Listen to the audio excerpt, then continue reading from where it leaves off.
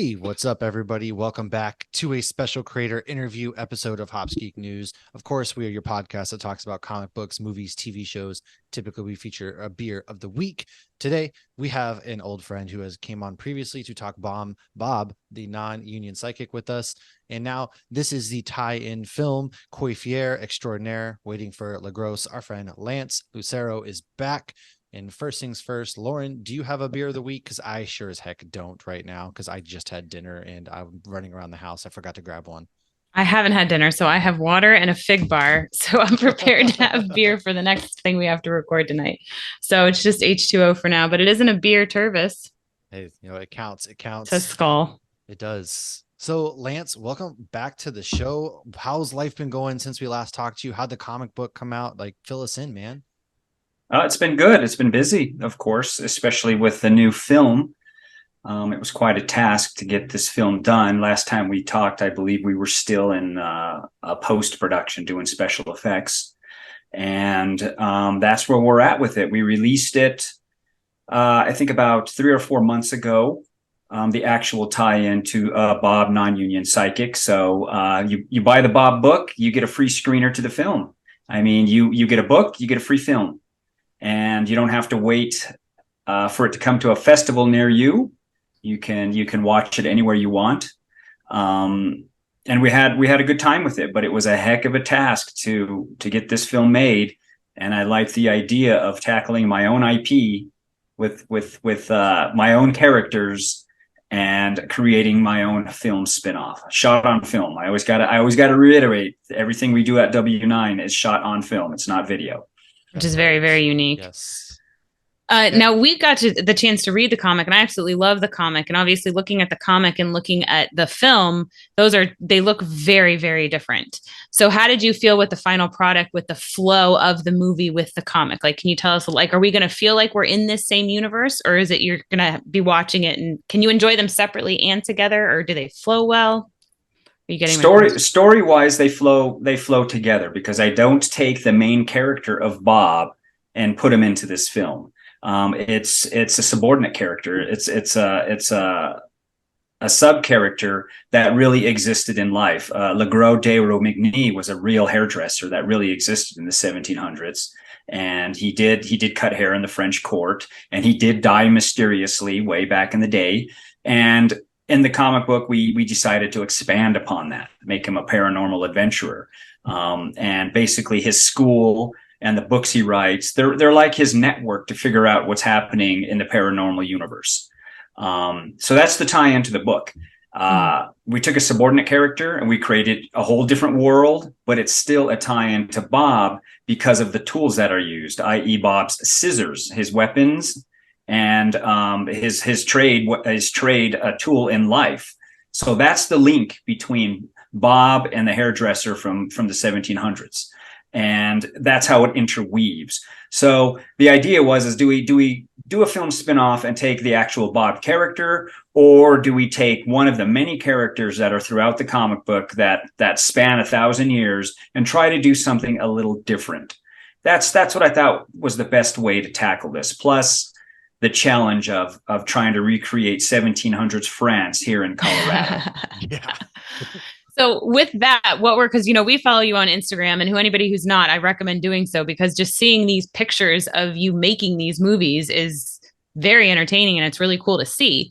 And if you go to your website, I know you see some of the green screen stuff going on as well. Even if you're watching on YouTube, it looks like Matt's about to do some green screen work at his house now. So if you ever need to, for the next film, yeah, there you go.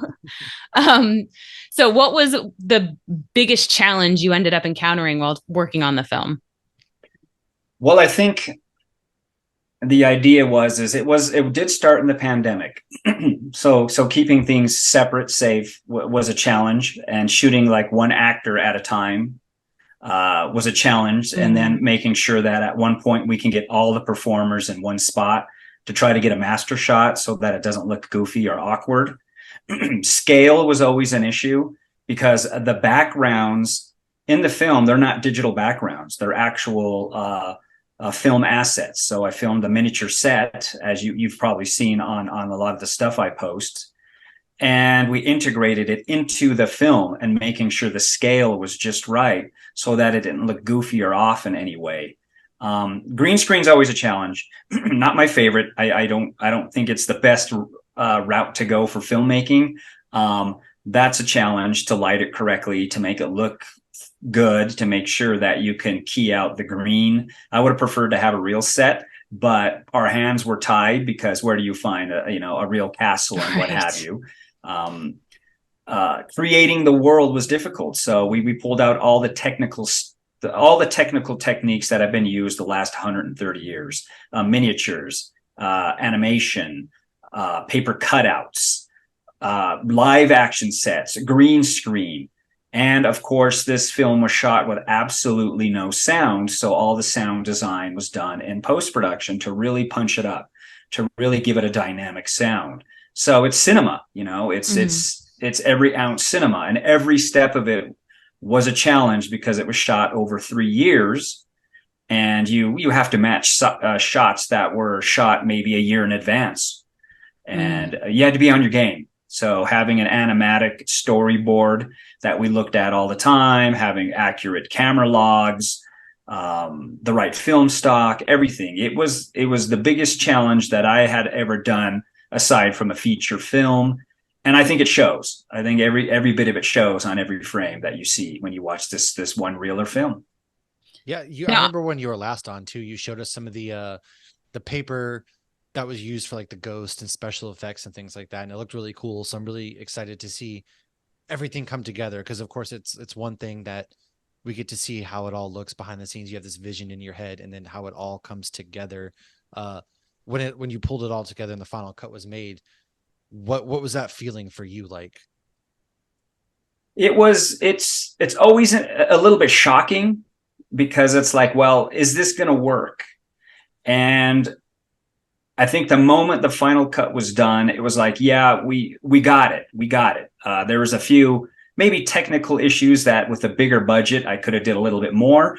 But I think it was already very ambitious. So we're very pleased with it. I mean, the acting, the costumes, the pacing, the puppets, everything came together fantastically. I mean, when I look at this and when I see people watch it, I hear what I want them to say is, wow, that reminds me of Jim Henson. That reminds me of Labyrinth, Monty Python, Terry Gilliam, Hammer films from the 50s. That was the whole idea, to say, let's try to do something that kind of looks retro, but it's modern, but yet it's a period piece, which is extremely difficult to do, and most people avoid. They don't want to do period pieces today. They take the easy route out, and I'm like, no, I think we need to do a little extra here so that we can stick in people's minds.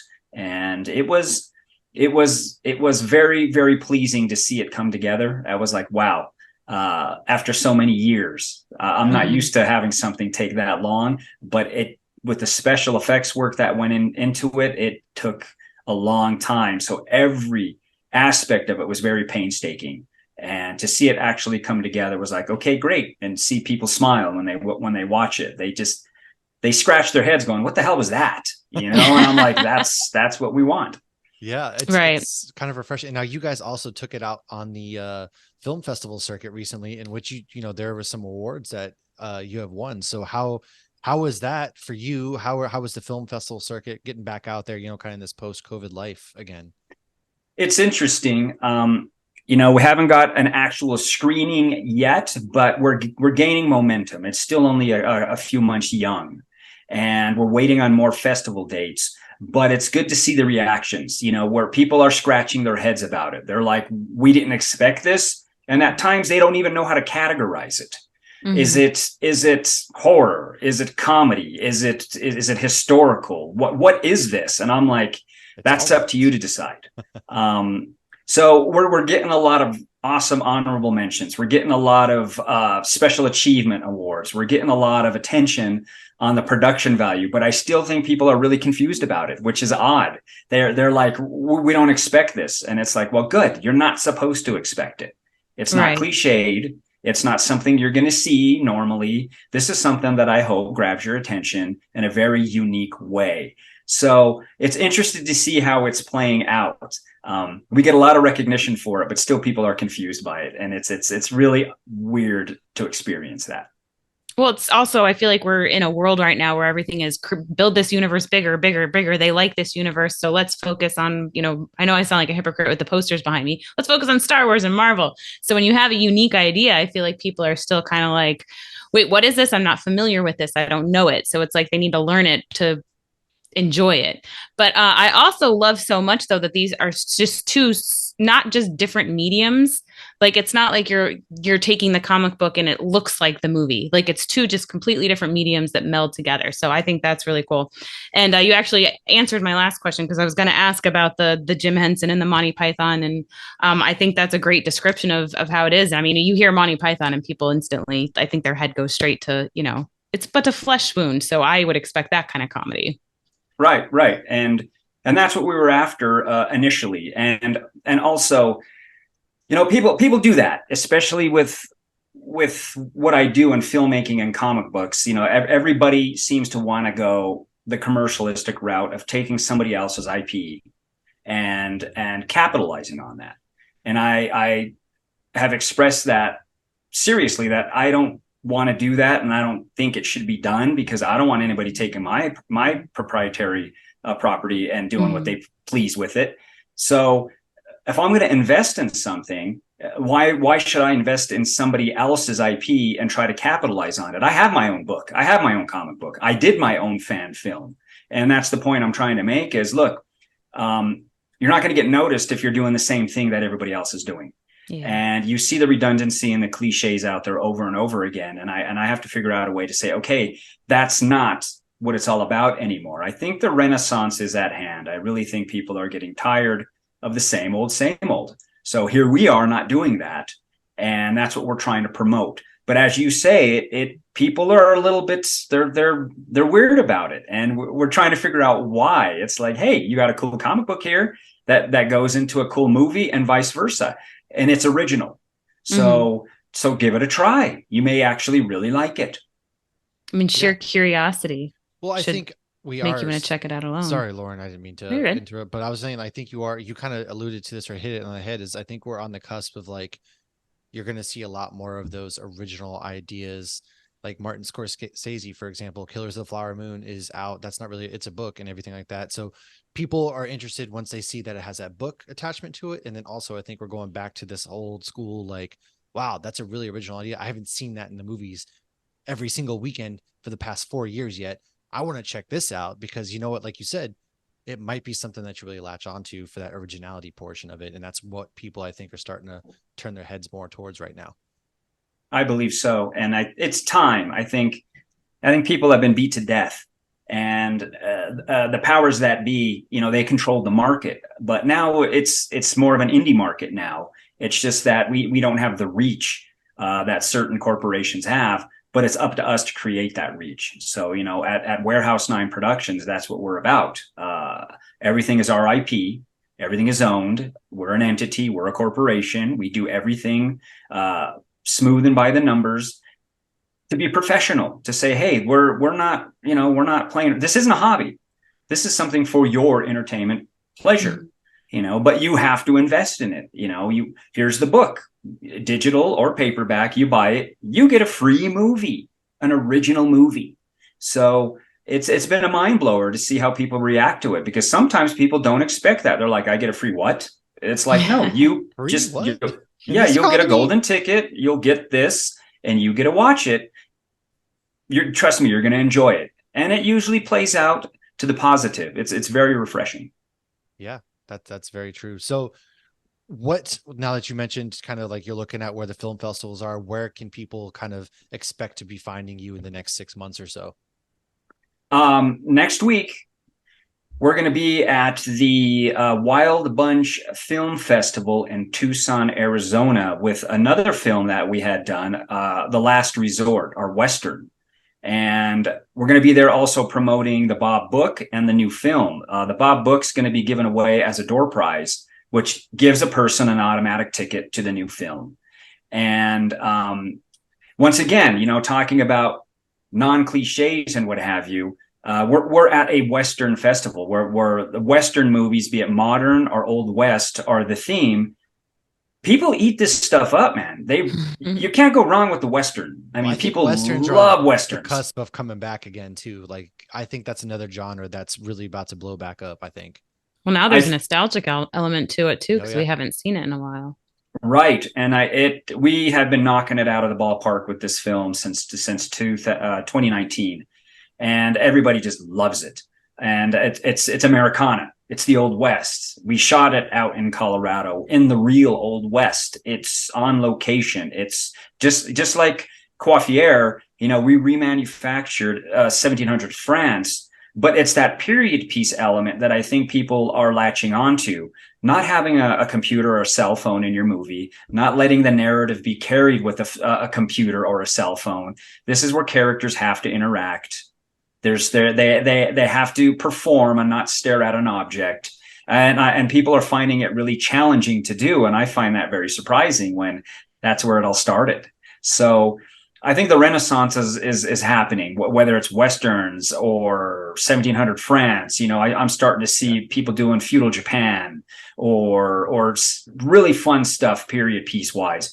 And I think that's the route to go because people focus on story, dialogue, acting, and not green screens or lightsabers or, you know, it's like, okay, we've seen all that. It's time to get back to the meat of storytelling. Right on. And of course, always, because everybody has like that one track mind. Now that these films are wrapping up, yes, you're taking them out on the circuit, but what else do you have coming down the pipe? Do you already have some ideas you're looking towards playing with and getting really excited about? Yes, another challenge. I'm tackling World War II. Oh, you say less. I'm in the bag. Yeah, this one's gonna be tough. But the script's been complete, and it's actually the script was written by Adam Foley, my co-writer to Bob Non-Union Psychic, a genius writer. We wrote a screenplay about 20 years ago, and it got a lot of traction in Hollywood, but nobody wanted to touch it because of the subject matter. We were praised. We were killed with kindness, but nobody was brave enough to take on the task of this film. So what we decided to do is maybe try to do another one-reeler like I've been doing. I think the one-reelers are the route to go, 8 to 10 minutes. I think you can tell a complete story in 8 to 10 minutes.